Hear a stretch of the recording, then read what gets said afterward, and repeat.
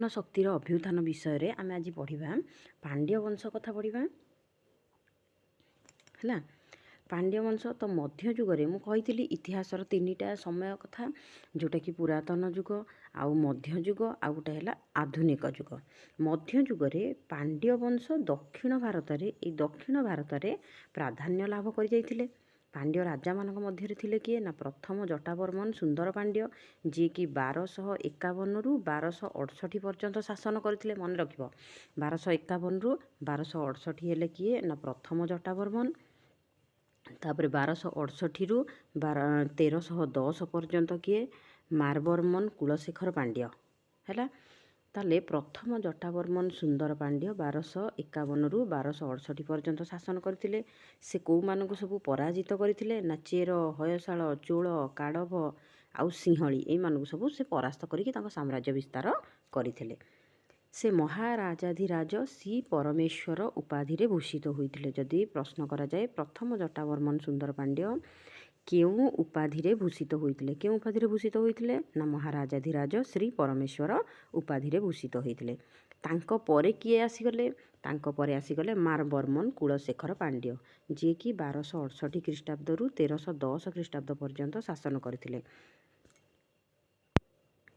ସେ ତୃତୀୟ ରାଜେନ୍ଦ୍ର ଚୋଳ, ମାନେ କିଏ? ମାରବର୍ମନ କୁଳଶେଖର ପାଣ୍ଡ୍ୟ ତୃତୀୟ ରାଜେନ୍ଦ୍ର ଚୋଳ ରାମନାଥ ହୟଶାଳଙ୍କୁ ପରାଜିତ କରିଥିଲେ। ତାହେଲେ ମାରବର୍ମନ କେଉଁମାନଙ୍କୁ ପରାଜିତ କରିଥିଲେ? ତୃତୀୟ ରାଜେନ୍ଦ୍ର ଚୋଳ ଆଉ ରାମନାଥ ହୟଶାଳଙ୍କୁ ପରାଜିତ କରିଥିଲେ, ଆଉ ତାଙ୍କ ରାଜ୍ୟକୁ ଅଧିକାର କରିନେଇଥିଲେ। ତାଙ୍କ ସମୟରେ ଏଇ ମାରବର୍ମନ କୁଳଶେଖର ପାଣ୍ଡ୍ୟଙ୍କ ସମୟରେ ଜଣେ ପରିବ୍ରାଜକ ଆସିଥିଲେ। କ'ଣ ତାଙ୍କ ନାଁ? ମାର୍କୋପୋଲୋ। ପ୍ରଶ୍ନ ପଡ଼େ ଯେ ପରିବ୍ରାଜକ ମାର୍କୋପୋଲୋ ଭାରତ ଭ୍ରମଣରେ କାହା ସମୟରେ ଆସିଥିଲେ? କାହା ସମୟରେ ଆସିଥିଲେ ନା ମାରବର୍ମନ କୁଳଶେଖର ପାଣ୍ଡ୍ୟଙ୍କ ସମୟରେ ଆସିଥିଲେ।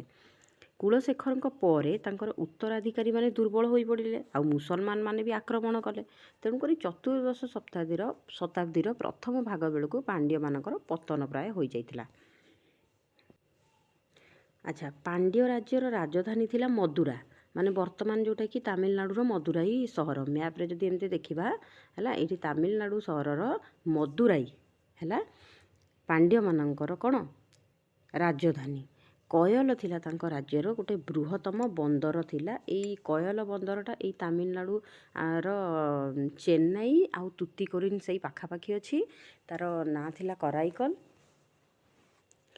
ତାପରେ ଆରବ ସାଗର ଆଉ ଚୀନରୁ ବହୁତ ଜାହାଜ ଏଠାକୁ ଆସୁଥିଲା। ଏଇଟା ଆରବ ସାଗର ହେଲା, ଏଇଟା ଆରବ ସାଗର ଥିଲା।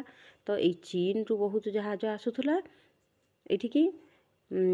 ଏହାଦ୍ୱାରା ବହୁତ ବୈଦେଶିକ ଶକ୍ତି ପାଣ୍ଡ୍ୟ ରାଜ୍ୟ ସହିତ ବାଣିଜ୍ୟ ସମ୍ପର୍କ ଥିଲା। ତାର ଏଇ ଆରବ ସାଗର କୂଳରେ ହୋଇଥିବା କାରଣରୁ କ'ଣ ହେଲା ନା ବହୁତ ବାଣିଜ୍ୟ କାରବାର ଭଲ ଭାବରେ ହୋଇପାରୁଥିଲା ବିଦେଶ ସହିତ। ପାଣ୍ଡ୍ୟ ରାଜ୍ୟର ଲୋକମାନେ ପ୍ରାୟ ହିନ୍ଦୁ ଧର୍ମ ଗ୍ରହଣ କରିଥିଲେ ହେଲା। ବୌଦ୍ଧ ଧର୍ମର ସତ୍ତା ପାଣ୍ଡ୍ୟ ରାଜ୍ୟରେ ପ୍ରାୟ ନଥିଲା ହେଲା। ସେହି ରାଜ୍ୟରେ ଜୈନମାନଙ୍କର ସଂଖ୍ୟା ଖୁବ୍ କମ୍ ଥିଲା। ଅଧିକ ସଂଖ୍ୟାରେ ଥିଲେ ହିନ୍ଦୁମାନେ, ଜୈନମାନଙ୍କ ସଂଖ୍ୟା କମ୍ ଥିଲା। ବୌଦ୍ଧ ଧର୍ମର ସତ୍ତା ପ୍ରାୟ ନଥିଲା। ନୌ ବାଣିଜ୍ୟ ତଥା ବୀରତ୍ୱ ପାଇଁ ପାଣ୍ଡ୍ୟମାନେ ସ୍ମରଣୀୟ, ଆଉ ପାଣ୍ଡ୍ୟମାନେ ବିଶ୍ୱରେ ସବୁଠାରୁ ଅଧିକ ଦିନ ଶାସନ କରିଥିଲେ ବୋଲିକି କୁହାଯାଏ। ତାପରେ ହୟଶାଳମାନଙ୍କ କଥା ଦେଖିବା। ହୟଶାଳ ବଂଶ ଆମର ଆଧୁନିକ ଯେଉଁ ମହୀଶୂର ରାଜ୍ୟ ମ୍ୟାପ୍ରେ ଦେଖିଲେ ଏଇଠି ଥିବ କର୍ଣ୍ଣାଟକ, ଏଠି ମହାରାଷ୍ଟ୍ର, ଏଠି ଗୋଆ, ଏଇଠି ରହିବ କର୍ଣ୍ଣାଟକ ହେଲା। ଏଇଠି ରହିଲା କର୍ଣ୍ଣାଟକ, ଏଇଟା କେରଳ। ତ ଏଇ କର୍ଣ୍ଣାଟକରେ ଯେଉଁଟା ମହୀଶୂର, ସେଠି ଶାସନ କରୁଥିଲେ ହୟଶାଳମାନେ।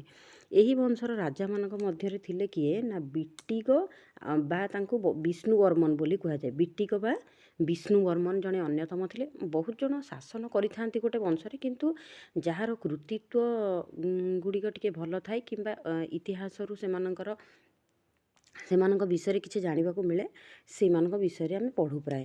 ତ ବିଟ୍ଟିକ ବା ବିଷ୍ଣୁବର୍ମନ ଅନ୍ୟତମ ଥିଲେ।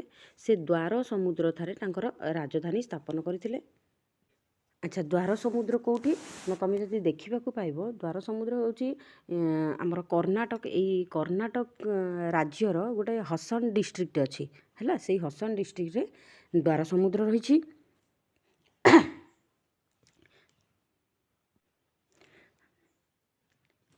ସେ ବୈଷ୍ଣବ ଧର୍ମାବଲମ୍ବୀ ଥିଲେ।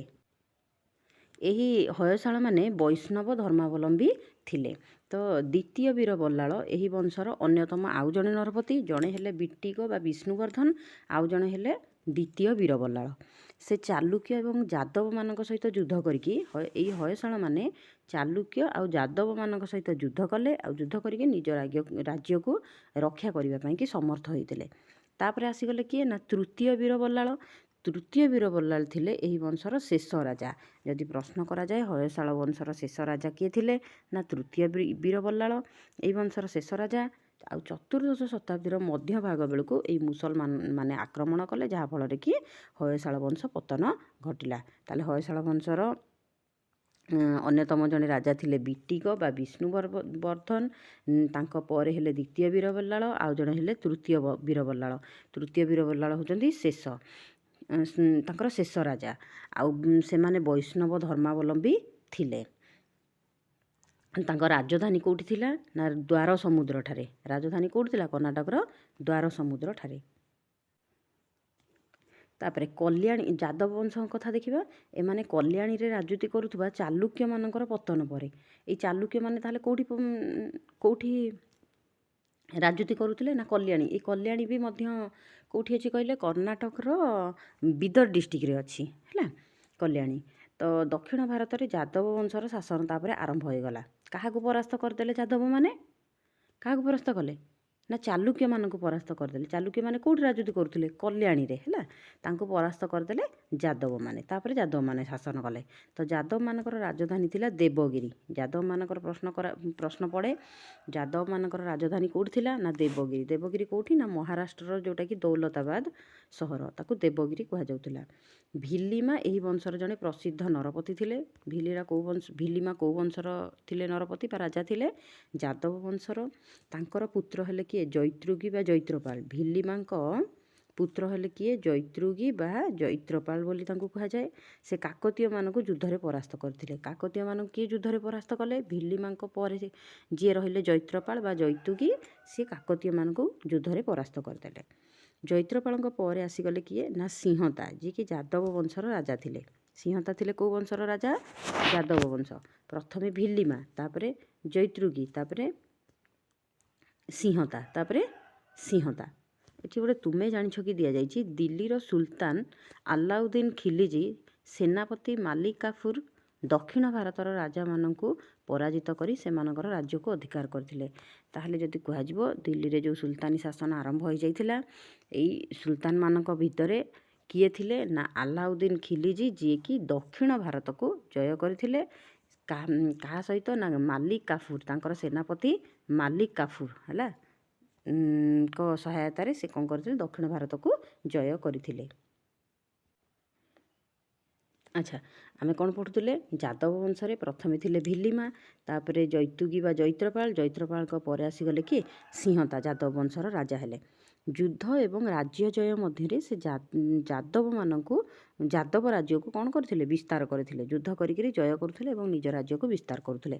ରାମଚନ୍ଦ୍ର ଦେବ ଥିଲେ ଏହି ବଂଶର ଜଣେ ଶକ୍ତିଶାଳୀ ରାଜା। ଏହି ବଂଶର ଯାଦବ ବଂଶର ଜଣେ ଶକ୍ତିଶାଳୀ ରାଜା କିଏ ଥିଲେ, ନା ରାମଚନ୍ଦ୍ର ଦେବ। ତାଙ୍କ ସମୟରେ ଦିଲ୍ଲୀର ସୁଲତାନ ଆଲାଉଦ୍ଦିନ ଖିଲଜି ଦକ୍ଷିଣ ଭାରତକୁ ଆକ୍ରମଣ କରିଥିଲେ। ତ ଆଲାଉଦ୍ଦିନ ଖିଲଜି ଦେବଗିରି ଆକ୍ରମଣ କରିକି ବହୁତ ଧନରତ୍ନ ଲୁଣ୍ଠନ କରିକି ନେଇଯାଇଥିଲେ। କାହା ସମୟରେ, ରାମଚନ୍ଦ୍ର ଦେବଙ୍କ ସମୟରେ। ତାପରେ ରାମଚନ୍ଦ୍ର ଦେବଙ୍କ ପରେ ଆସିଗଲେ କିଏ, ନା ଶଙ୍କର ଦେବ ଏବଂ ହରପାଳ ଦେବ ଶାସନ କଲେ। ଚତୁର୍ଦ୍ଦଶ ଶତାବ୍ଦୀର ପ୍ରଥମ ଭାଗରେ ମୁସଲମାନମାନେ ଆକ୍ରମଣ କଲେ, ଯାହାଫଳରେ କି ଯାଦବ ବଂଶର ପତନ ହେଲା। ପାଣ୍ଡ୍ୟ ବଂଶ, ହୟଶାଳ ବଂଶ, ଯାଦବ ବଂଶ ଏସବୁ ଆମେ ଦେଖିଲେ କ'ଣ, ନା ଯେତେବେଳେ ମୁସଲମାନମାନେ ଆକ୍ରମଣ କରୁଛନ୍ତି, ତାପରେ ଏଇ ବଂଶ ଗୁଡ଼ିକ ଲୋପ ପାଇଯାଉଛି ବା ପତନ ହୋଇଯାଉଛି।